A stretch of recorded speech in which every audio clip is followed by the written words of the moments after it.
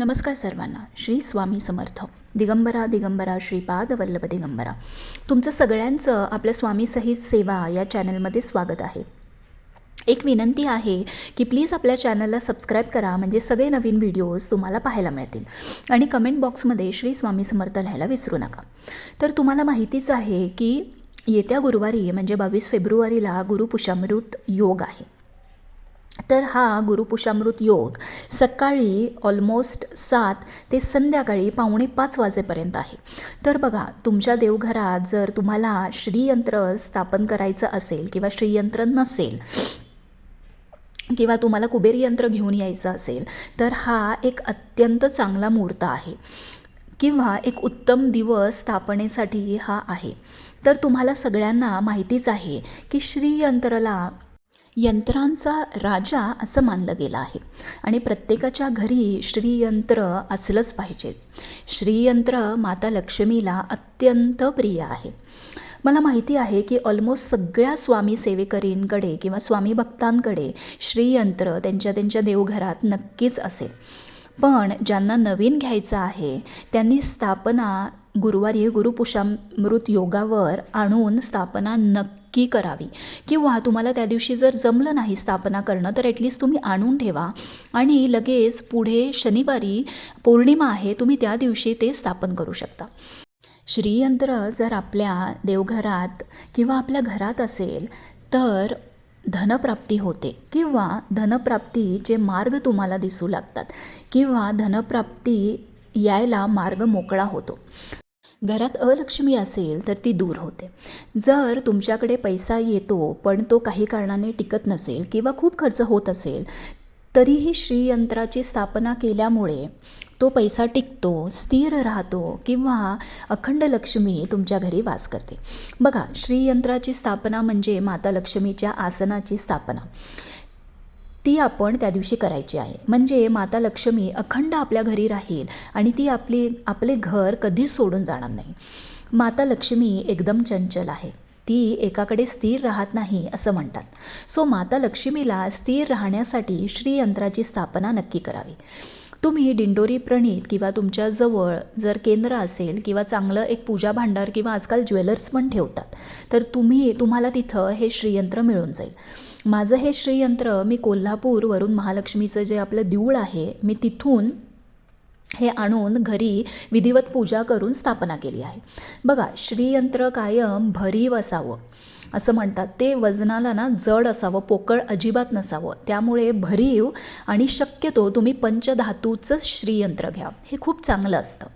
आता आपण श्रीयंत्र आणून देवघरात नुसतं ठेवून चालत नाही, त्याची विधिवत स्थापना करावी लागते, त्याला सिद्ध करावं लागतं आणि मगच देवघरात त्याची स्थापना करायची आहे, मगच तुम्हाला त्याचं फळ मिळतं. तर तुम्ही श्रीयंत्र गुरुपुषामृत योगावर किंवा मंगळवार, शुक्रवार, दिवाळी, दसरा, पौर्णिमा अशा दिवशी तुम्ही ह्याची स्थापना करू शकता. तर तुम्हाला सकाळी शुचिर्भूत होऊन घरात गमूत्र घालून देवघराच्या समोर एक पाट किंवा चौरंग यावर लाल वस्त्र घालून छान रांगोळी काढून न चुकता तुमच्या घराच्या उंबऱ्यावर हळदीचं लेपन करायचं आहे. कारण आपण माता लक्ष्मीच्या आगमनाची तयारी करत आहोत. सो जेव्हा ती येईल तेव्हा घर आणि वातावरण हे प्रसन्न असलं पाहिजे.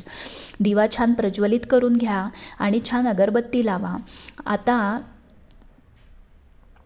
तुम्ही जे श्रीयंत्र घेऊन आले आहात ते असं छान एका तांबणामध्ये थोडेसे अक्षता घाला, त्यावर ते श्रीयंत्र ठेवा आणि पहिली 11 खेपा आपल्याला पाण्याने अभिषेक करायचा आहे, मग 11 खेपा पंचामृताने आणि मग 11 खेपा पाण्याने. तर तुम्ही हे करता करता तुम्हाला 16 वेळा श्रीसूक्त म्हणायचं आहे. तुम्हाला नित्यसेवेत हे मिळून जाईल. आणि जर तुमच्याकडे सेवेचे जर पुस्तकं नसतील तर तुम्ही यूट्यूबवर लावून देऊ शकता. बघा, अभिषेक पूर्ण श्रीसूक्त होईपर्यंत अभिषेक तुम्हाला करायचा आहे. जेव्हा तुम्ही शेवटचं जे 11 खेपा पाणी घालता ते तुम्हाला कंटिन्युअस जोपर्यंत 16 वेळा श्रीसूक्त होत नाही तोपर्यंत तुम्हाला पाणी घालत राहायचं आहे. आणि तुम्हाला जर तुम्ही यूट्यूबवर लावून दिलं असेल तर तुम्हाला त्याबरोबर म्हणायचं आहे. आणि एक काम करायचं आहे की हळू श्रीसूक्त म्हणा, एकदम फास्ट म्हणू नका, हळूहळू म्हणा. आपल्याला हे यंत्र सिद्ध करायचं आहे. सो हळूवार 16 खेपा श्रीसूक्त म्हणा. फलश्रुती शेवटच्या 16व्या श्रीसूक्ताला फलश्रुती तुम्ही घ्यायची आहे. मग तुम्ही हे संपूर्ण अभिषेक पूर्ण झाल्यानंतर तुम्ही छान तुमच्याकडं कुठलंही फूल असेल त्याच्या पाकळ्या तुम्ही त्याच्यावरती घाला, थोड्या तुम्ही अक्षता त्याच्यावरती घाला आणि छान तुम्ही प्रार्थना करा. आणि हे श्रीयंत्र हे सगळं झाल्यानंतर स्वच्छ पाण्याने परत धुवून आणि तुम्ही ते परत पुसून घ्या. आता बघा, तुमच्याकडं जर ताटली, तामण जे काही असेल, माझ्याकडे इथं ही ताटली आहे, त्यामध्ये मी हळद कुंकू घालून थोड्या अक्षता घालून त्यावर मी यंत्र ठेवलेलं आहे. तुम्ही खाली तांदूळ त्यावरती हळद कुंकू घालून पण ठेवू शकता. सो हे ठेवल्यानंतर तुम्हाला श्रीयंत्रावर आता कुंकुमार्जन करायचं आहे.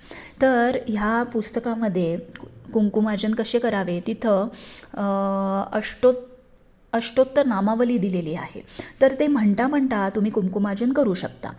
जर तुम्हाला ती मिळत नसेल तर तुम्ही यूट्यूबवर किंवा तुमच्याकडं जी नामावली आहे किंवा श्रीम हा मंत्र तुम्ही म्हणूनसुद्धा, हा बीजमंत्र आहे, तर श्रीम मंत्र म्हणूनसुद्धा तुम्ही त्याच्यावरती कुंकुमार्जन करू शकता. हे सगळं म्हणून झाल्यावर कुंकुमार्जन करता करता तुम्हाला 16 वेळा विष्णू गायत्री मंत्र, 16 वेळा लक्ष्मी गायत्री मंत्र, 16 वेळा कमलात्मक मंत्र हा म्हणायचा आहे.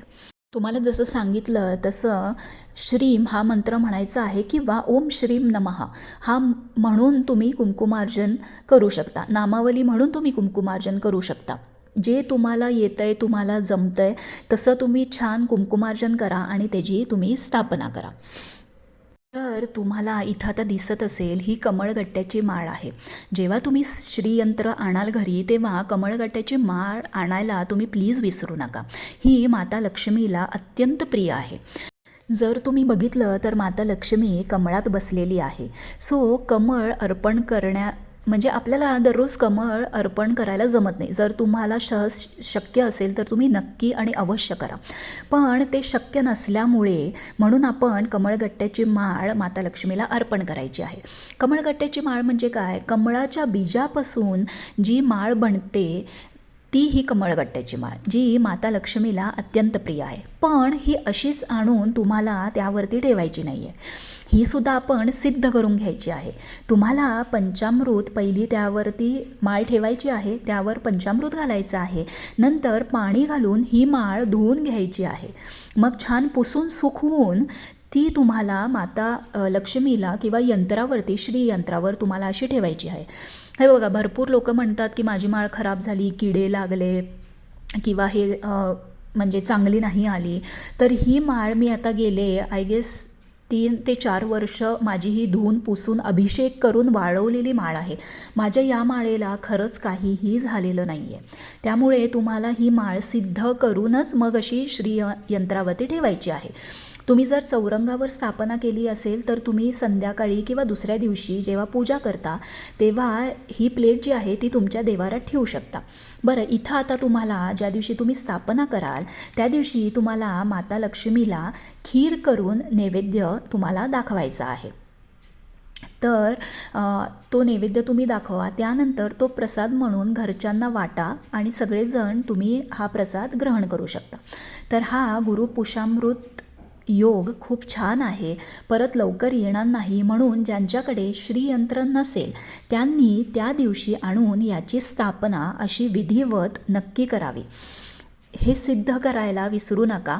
कमळगट्ट्याची माळ आणायला विसरू नका. काही प्रश्न असतील तर कमेंट बॉक्समध्ये नक्की विचारा. श्री स्वामी समर्थ.